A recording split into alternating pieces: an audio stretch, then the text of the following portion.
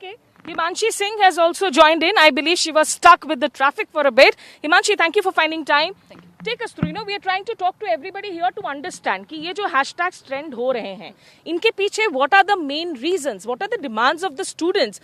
Because it's not like the other students who are not trending these hashtags. There are people who are qualifying for these exams as well. So why? What is the reason that made all of you come together? Ma'am, कोई भी जब बच्चा तैयारी करता है या कोई भी एक डिग्री डिप्लोमा लेकर के आता है वो, और उसके बाद वो कोशिश करता है कि अगले 1-1.5 साल में मेरे पास नौकरी होगी और मैं एलिजिबल हूँ और मेहनत करने की भी इच्छा है। लेकिन जब वो तैयारी शुरू करता है उसके बाद उसे पता लगता है कि तैयारी सिर्फ एग्जाम की नहीं करनी थी, वो लीक कब होगा, उसका रिजल्ट 5 साल बाद आएगा, पंचवर्षीय योजना है, ये बाद में उसे पता लगता है। शुरुआत में उसे लगता है कि मुझे नौकरी लेनी है और मुझे मेहनत करनी है और मैं नौकरी ले लूंगा।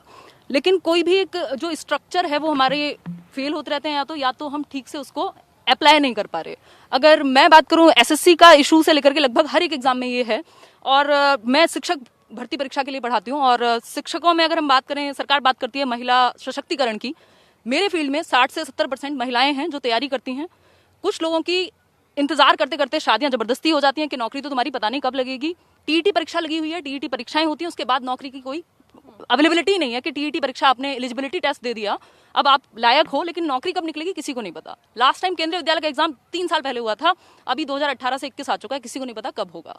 यूपी में कोई भी भर्ती परीक्षा निकलती है, पहले शिक्षक भर्ती परीक्षा की वो परीक्षा देने जाते हैं, फिर उसके बाद वो कोर्ट में केस चलता है, 2-2, 3-3 साल लग जाते हैं। मतलब वो तैयारी एग्जाम की ना करके पता नहीं किसी युद्ध की तैयारी कर रहा है जिसका कोई अंत नहीं है, ऐसा हो गया है अभी। जबकि जो रोजगार है वो हमारी सबसे बेसिक रिक्वायरमेंट है जो सरकार को देनी चाहिए, और जो तैयारी कर रहे हैं उनको भी यही है कि उनके पास उतने शायद साधन नहीं है कि उनको एक नौकरी चाहिए जिससे वो एक स्टेबल लाइफ चला पाए। एक गरीब घर का बच्चा जो पता नहीं कैसे कैसे वो अपने या तो जमीन से लेकर के और कितनी चीजें, वो मम्मी के गहने से लेकर के क्या क्या वो कैसे कैसे सर्वाइव करता है, कोचिंग की फीस भरेगा या जो भी करेगा, उसके बाद उसके पास नौकरी का उसको कुछ नहीं पता। और एक टाइम ऐसा आता है जब वो मेल लिखता है कि मैं भाई डिप्रेस्ड हूँ, या आप घर वालों ने बिल्कुल मना कर दिया कि अब नहीं पढ़ना, तो उस स्थिति में फिर उसके पास ऑप्शन नहीं बचता, वो जीवन को भी हताशा से देखने लगता है, और कई बार फिर हम देखते हैं कि कैसे केसेस सामने आते हैं। Okay. रमू,